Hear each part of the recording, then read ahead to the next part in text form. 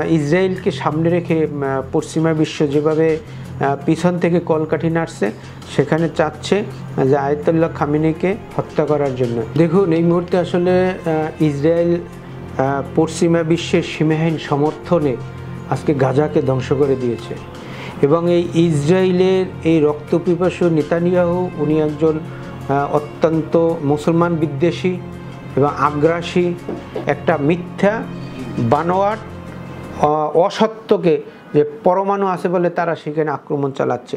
এইটা আমি মনে করি পশ্চিমা বিশ্বের সহায়তায় তারা এটা করতেছে এবং এই যুদ্ধ যদি আঞ্চলিকভাবে আমাদের মধ্যপ্রাচ্যে আঞ্চলিকভাবে যদি এইটার রেশ যায়, আমি মনে করি এখানে একটা বড় ধরনের যুদ্ধ লাগার সম্ভাবনা আছে।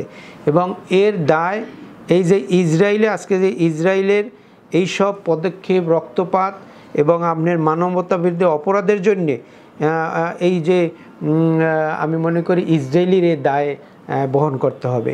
এবং আজকে আপনার খেয়াল করা উচিত যে ইরান কিন্তু প্রথম আক্রমণ করে নাই। ইসরায়েল তাদের এই যে 6টা পরমাণু বিজ্ঞানীকে মেরে ফেলছে এবং তারা বিভিন্ন সময় যে মোসাদ বাহিনী ইরানে ঢুকে তাদের কোথায় কোথায় তাদের অস্ত্রাগার, কোথায় কোথায় কে বাসস্থান, এটাকে তারা ফাইন্ড আউট করে তারা ওইখানে আক্রমণ চালিয়েছে।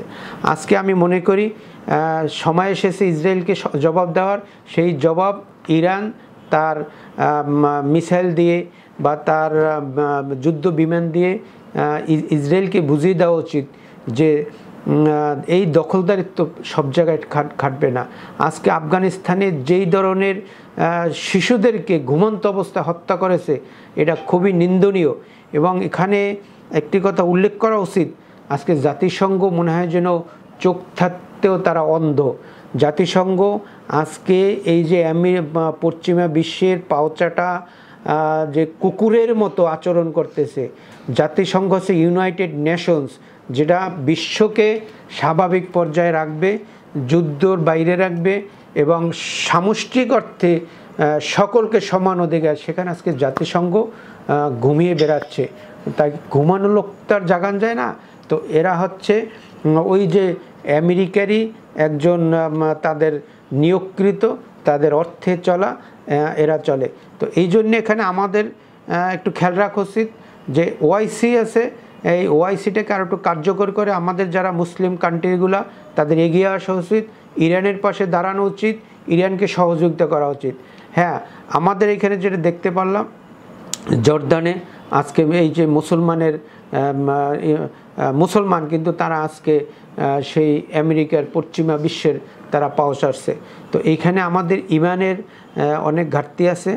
সিরিয়ায় আগে যে বাসাদ আল আসাদ ছিল, সে সম্পূর্ণ একজন ভালো লোক ছিল, কিন্তু দীর্ঘদিন ক্ষমতায় থাকার পরে সে উৎখাত হয়েছে এবং আমেরিকাই আজকে যে ক্ষমতায় বসা আছে তারা আমেরিকার পদলোহনী করবে, এইটাই স্বাভাবিক। সাদ্দাম হোসেনকে ইরাককে শুধু উৎখাত করেছে এই মিথ্যা বানোয়াট অসত্য যে পরমাণু আছে বলে। অতএব আপনাদের খেয়াল রাখা উচিত যে এই আমেরিকা আজকে সমস্ত মুসলমানদেরকে তারা ওই যে গ্রহপালিত করে রাখার চেষ্টা করতেছে।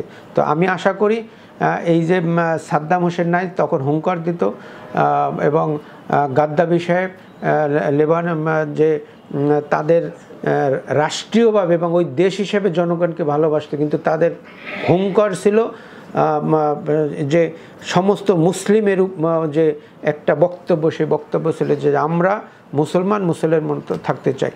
তো সেখানেই হচ্ছে আজকে আমাদের সবচাইতে ঘাটতির জায়গা যে আমরা মুসলমানরা এখনও এক হতে পারি নাই। মুসলমানের বিজয় সুনিশ্চিত, এটা আমি দৃঢ়ভাবে বিশ্বাস করি এবং আমরা এই বলতে পারি যে হ্যাঁ, মুসলমানের বিজয় হবেই।